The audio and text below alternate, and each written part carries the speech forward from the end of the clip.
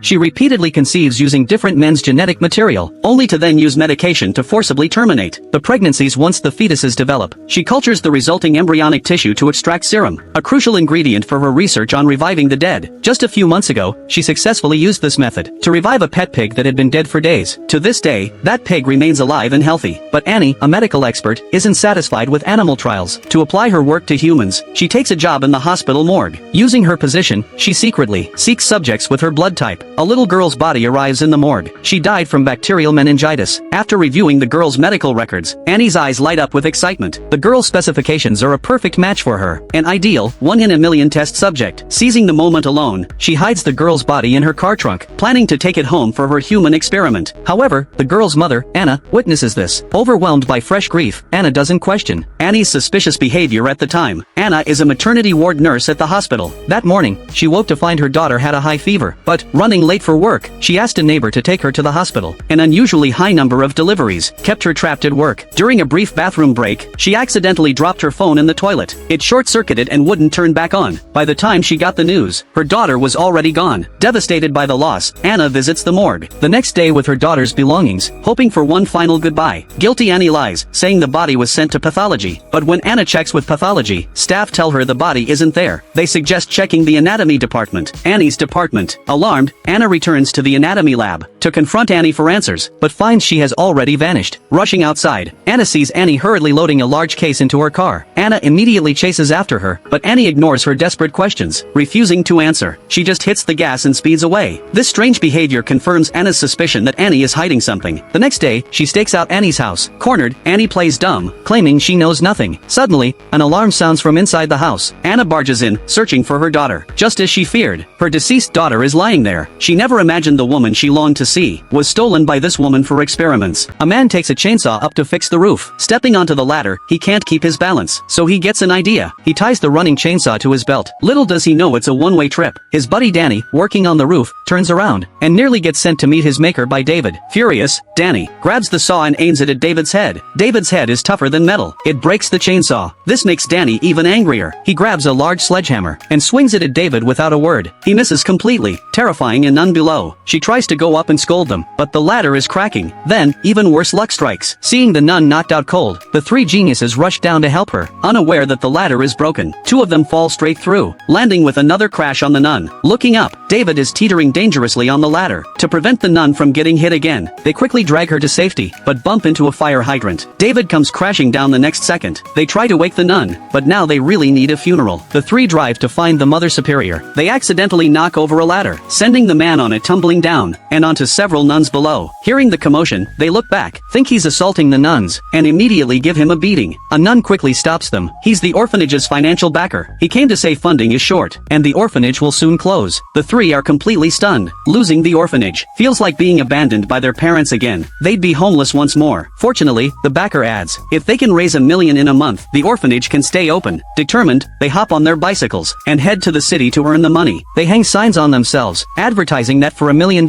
they'll do absolutely anything. Soon enough, someone approaches. Annie hires them to kill her husband, Jack, who is terminally ill, and wishes for a quick death. He even wants them to make it a surprise. David thinks that's simple enough. He shoves Jack into the street with his belly. Jack is immediately hit by a car, then sucked into a garbage truck. They think the $1 million is theirs, but Jack turns out to be unkillable. When Jack sees them coming, he hides inside a body cast. They toss a firecracker inside. After the explosion, Jack still isn't dead, but the police are now on their way. The trio has to flee in a panic, sliding down a fire hose from the rooftop. Seems they're tough to kill too. They bump into John, their childhood friend who was adopted. Unknown to them, John's wife is Annie. Learning they're old friends, a panicked Annie tells Jack to silence them. The boy gave his toy plane a gentle push. To his astonishment, it seemed to spring to life, sliding forward and pushing a bucket along the floor. For a moment, he wondered if it had truly become alive. Driven to test his growing suspicion, he waited until the housemaid was distracted, then tied the little plane securely to himself, and promptly climbed up onto the roof. He was determined to test if the plane could fly. He had no idea how perilous this act was. Thankfully, his mother spotted him upon returning home. She scrambled up to the roof swiftly, pulling her son to safety just in time. But as the toy plane clattered to the ground, a chain of strange events was triggered. At home, home, his mother scolded Jack immediately. She warned him never to touch the plane again, threatening to lock him in the darkroom if he did. She then marched it straight out to the storage shed, locking the door firmly behind her. Despite Jack's tearful pleas and begging, she refused to return the mysterious toy. Yet, right in the midst of their argument, something utterly bizarre occurred. His mom heard a strange noise from the roof. Before she could react, the small plane shot through the window. It instantly shattered the glass, and began rampaging wildly through the house. Seeing it was about to wreck the furniture, she grabbed a broom to swat it down. But this action only enraged the little plane. It began to glow with a fierce red light, making his mother scream in terror. Jack, also scared, hugged his mother tight. Surprisingly, this simple act seemed to calm the plane's anger. Still shaken by what had happened, she let Jack take the plane to his room. Yet she sensed something was very wrong. Once Jack left, she called her friend David and told him about the mysterious plane. David arrived at their house quickly to uncover its secrets. He waited until Jack was asleep, then quietly took the plane from his hand. Yet, bizarrely, from its exterior, the plane revealed no hidden switches or seams. There was no compartment for batteries either. Puzzled, David took out a small knife and scraped it forcefully across the fuselage. The plane proved impossibly hard. The blade left not a single mark behind. Aware of its unnatural properties now, David took the plane back to his laboratory for a more comprehensive analysis. What he discovered next was staggering. After conducting detailed scans of the plane, he found 0 electronic components inside. This discovery left him utterly bewildered. Had this toy plane somehow gained a spirit? To determine what material it was made of, he positioned it directly under a hydraulic press. He brought the crushing weight down upon it. Yet, mysteriously, after all that pressure, the little plane was unharmed. It didn't even have a single scratch. Meanwhile, elsewhere, Jack woke up and discovered his plane was at the lab. Resolved to get his plane back, he slipped out of the house into the night. A group of youths finds a strange alien exosuit. They discover its shell is unbreakable, even to a saw. Watering a damaged part triggers instant self-repair. Then, something even more incredible happens. When Danny places his hand inside, the heavy exosuit moves in sync with his arm. His companions watch in astonishment. Suddenly, countless metal needles pierce his skin. The suit seems to be trying to consume him. His friends rush to pull him free, using all their strength to yank his arm out. Seeing this dangerous artifact, Jack decides to hand it over to the military, but just steps outside. Soldiers arrest him as a suspicious individual. At the station, he's beaten by military personnel and sees his girlfriend with another man. This infuriates Jack. 2 days later, friends finally bail him out. The moment he leaves his cell, any thought of cooperation vanishes. Instead, he rallies people against the military, warning of an imminent alien invasion and urging everyone to fight back. Soon, the military cordon is overrun by an angry crowd. The crowd surges forward. Simultaneously, dozens of mech guards emerge from the alien ship. Despite having no intent to harm humans, humans hurl Molotov cocktails at them, attacking with lethal force. The mech guards remain purely defensive, struggling to hold their line. Jack returns to the warehouse. Gritting through pain, he dons the alien suit. Empowered by its immense strength, he immediately flips over a truck. He then grabs his girlfriend's new lover and hurls him away with brutal force. Enhanced by the suit, Jack overpowers him. His fury is fueled by seeing his girlfriend together with this man. She has betrayed him. The man grabs a steel pipe to fight back, but Jack lifts him up and unleashes a vicious beating. At this life or death moment, his girlfriend speeds toward him in a car and slams into him without a second thought. Jack is caught completely off guard. He's pinned between twisted metal. Desperate, he struggles free, ripping off one of the suit's mechanical arms. The damaged exosuit violently ejects Jack. His girlfriend rushes to the other man, and they embrace tightly. Seeing this scene, Jack is enraged beyond all reason. He grabs a gun from the ground and fires at them. It seems certain they will die. Yet, against all odds, aliens from the ship beam them aboard instantly. Using incomprehensible technology, they revive the couple. A man suddenly realizes his body is shrinking. His wedding ring slips off and falls to the floor. His 6-foot frame now matches his wife's height. At first, Jack isn't too concerned about it, but as time goes on, he only grows increasingly smaller. He eventually shrinks to the size of a mosquito. Household spiders and insects become terrifying monsters. Ever since Jack first noticed his shrinking body, he has visited the local hospital for tests. Yet, all his medical results came back completely normal. No irregularities were found in his bones or blood, since his condition kept worsening continuously, and medical treatments proved ineffective. Faced with overwhelming medical bills, Jack had no choice but to return home. Soon, Jack became as small as the family cat. For her husband's safety, his wife had to put the cat outside. She even publicly claimed her husband had passed away, planning to sell their house as a result. This filled Jack with immense anger and betrayal. He felt she no longer treated him as a normal person, but as a burden due to his severe illness. Yet, as the days passed, Jack's body kept shrinking relentlessly. He ended up living in his daughter's dollhouse. At first, he thought it was fun. No work, just staying home with his daughter. But soon, the fun faded. His wife wouldn't let him sleep in their bed, fearing she might crush him in her sleep. This only made him want to get get into bed more. The next day, he tied a fishhook to a string, thinking he could climb up to the bed. But just at that moment, he heard a cat meowing outside the door. The cat his wife had put out had returned. This sent a chill of terror down Jack's spine. In his eyes, the cat was now a colossal beast. He tried to stand up and run, but accidentally cut himself on the sharp fishhook. Even more terrifying, the cat lowered into a predatory crouch, ready to pounce. To save himself, Jack grabbed an embroidery needle as a weapon. He then turned and fled deeper inside. But he was no match for the cat's speed. It quickly closed in from behind. In his frantic scramble, he accidentally tumbled into the dark basement. Hearing his wife calling his name from upstairs, Jack screamed her name with all his might, desperately trying to get her attention. But because his body had grown so tiny, made his voice as faint as a mosquito's, she couldn't hear a thing. Seeing the cat had returned, his wife knew something was terribly wrong. When night fell and all was quiet, Jack found a scrap of cloth to cover himself, barely surviving the cold night in the basement. Early the next morning, Jack was woken by his daughter's voice. A spark of hope finally ignited within him.